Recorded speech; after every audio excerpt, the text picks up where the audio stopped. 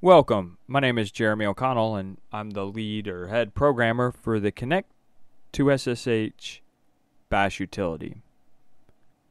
In this video, I'm going to review configuring Connect2SSH, as in the previous video I showed installing it. So if you watched that video, you know I got some dependencies that were missing. The utility was saying, wait a minute, not so fast. I can't fully run yet because there are some pieces to the puzzle that aren't there. So we're going to resolve those in this video, and I'm going to show how you get rid of those dependency mentionings and install them on your system so that you can start enjoying all the benefits that Connect2SSH has to offer. So I'm going to go ahead and get out of full screen mode here, and I'm going to go to my command line. Go ahead and hit enter, and if you saw the previous video on installing, you'll know that this is what my system is showing. Now, I am on a Ubuntu Mate 1604 LTS release, and the programs I have currently installed have obviously not asked for these dependencies. Otherwise, they would not be listed here. So your mileage will vary depending on what you have on your system, what distribution you're using. But really, there's only 3 requirements or dependencies other than the bash shell environment itself. You have to have bash, so if you're missing bash, like some Unixy, for example, Solaris or some of these others don't always include bash, so you might need to install bash. But excluding bash, the 3 dependencies at the time of this recording are SQLite 3, which stores the information you're going to enter into the system, the W3M, which is a text-based or terminal-based web browser in essence. It's kind of like Lynx, if you've ever heard of that. And then finally is the SSHFS package, which allows your system to connect and mount SSH connections to the file system, which is a very important feature of this utility. Now, if I installed some piece of software that needed these, then obviously they would already be installed, but they're not. So it's really simple.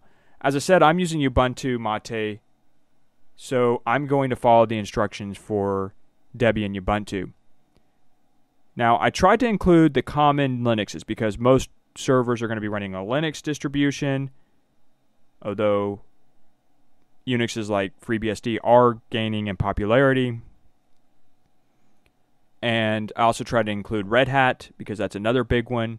So if you're running a CentOS or Red Hat Enterprise or Fedora, you would use Yum or DNF. And again, if you're using like a Ubuntu Debian system, you're going to use sudo. I still am choosing to put apt-get because apt-get has all the features. It's my understanding that they're still processing to get all the features in apt. So, and I just have been using apt-get for like a long time. So I just am, that's just sort of what I am. But you could use apt if you want. Now, if you're using this from a command line, let's say you're setting up Connect2SSH and you've already SSH'd into, say, a server that's going to serve as a temporary, or not temporary, but it's just going to be like a central, is what I meant to say, a central hub, if you will, for lots of other system admins to connect to. And then that server is whitelisted to a whole bunch of hosts or nodes, because this is SSH, so this will work with whatever supports SSH. So they don't have to be, they could be switches or whatever. Then you obviously wouldn't be typing this in if that was the case, more than likely if you're connecting over an SSH connection to another box or system or VPS or cloud or whatever. But I am doing this on a Linux desktop, so I can copy and paste. So again, I'm using Ubuntu, so I'm going to use the sudo. If you're on something like a FreeBSD, you could use, was it PKG, or you could go to the ports or whatever and do a complete build. But the first one I'm going to do is the SQLite. So I'm going to copy this, and I'm going to simply paste this into the command line. And I'm going to hit enter, and we'll see here that asks for my sudo password, which you may get. So go ahead and type in my super secure password, and it's going to go ahead and install this. So now I'll go ahead and clear, and if I run this, you will see that the SQLite mentioning is gone. So now I need to install the W3M, which the commands are just sudo apt-get install and then SQLite 3. That was the one from above, and then sudo apt-get install W3M. And again, that's on Ubuntu based systems or derivatives like Ubuntu. Go ahead and install this.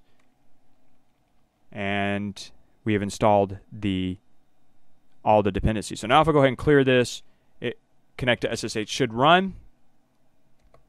And you see the first time that it is run, it has set up the initial configuration. It checked to see if there was a .config directory in your home directory, because my username is developer. So it said, oh, well, okay, the .config directory exists. If it didn't, it would create it.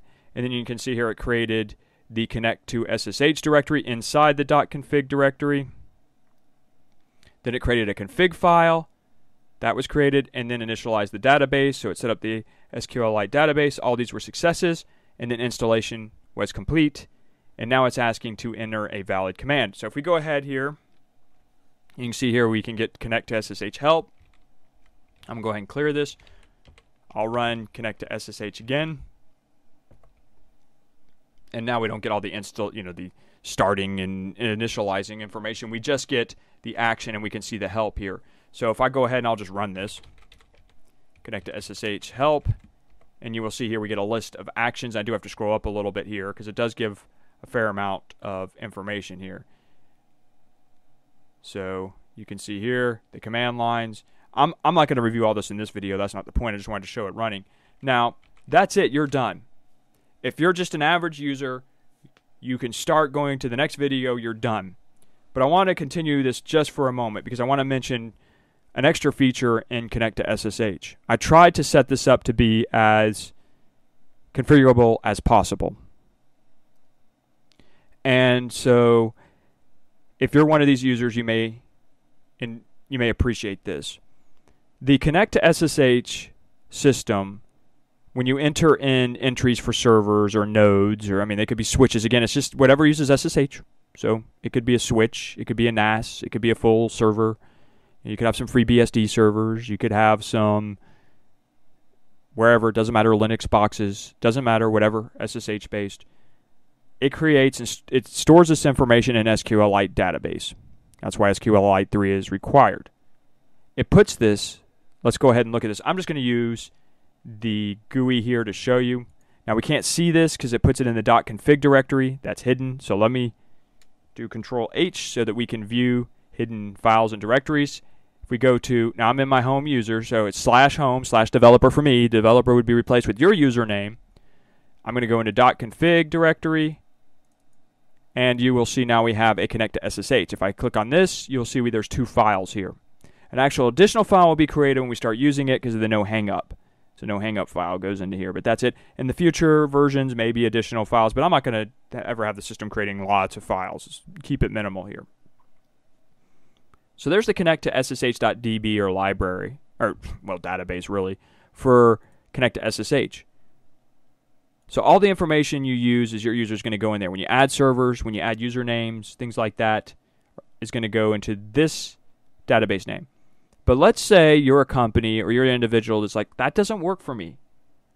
I would prefer not to have that database name. Or I don't want it located there. Maybe you're a company and you're going to have 10 different system admins or 15 different system admins. You're going, you know what, Jeremy, I'd rather have all of us, I'd rather have a single copy of Connect2SSH, and I'd rather us all share the same database.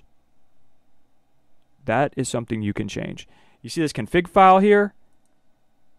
This config file is actually a path to this this file here, the SQLite file.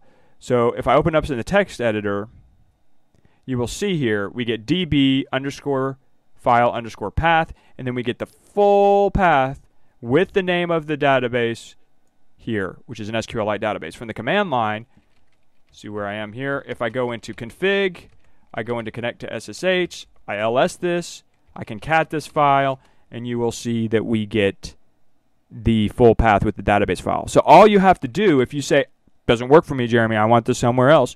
Let's say you want to put it in the opt directory, and you want to name it c2s.db.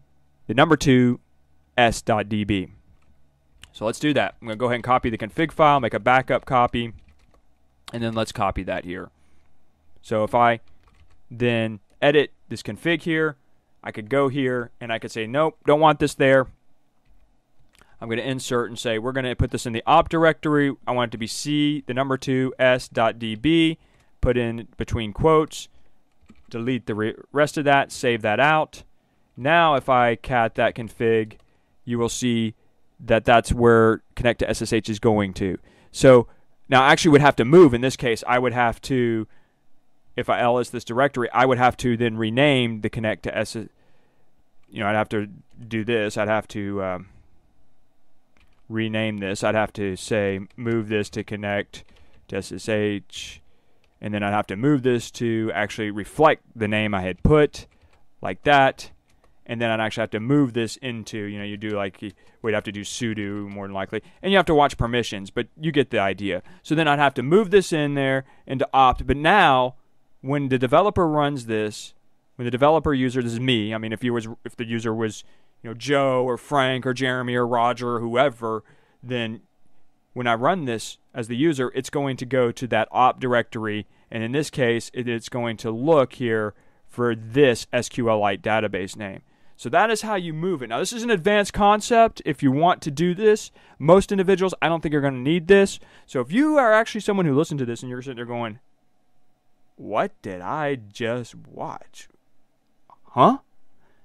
This isn't for you. But if you're someone or a team that's going, got it, I know, because we have 15 system admins, we all want to share the same database. I mean, you could rsync or do some kind of import-export using a file system or whatever. There's other ways to sync it, so you could still have 10 different copies and just rsync it every day. But if you want to have a central copy, that's how you do it. I wanted to make this system as configurable as possible for people. Probably 90% of the people, 95% of the people using this probably won't change this. But if you're one, that's how you change it. So that's it. So I'll see you in the next video where we start discussing how you actually use the Connect2SSH system itself for adding data in and making it do interesting and cool things. I'll see you in the next video.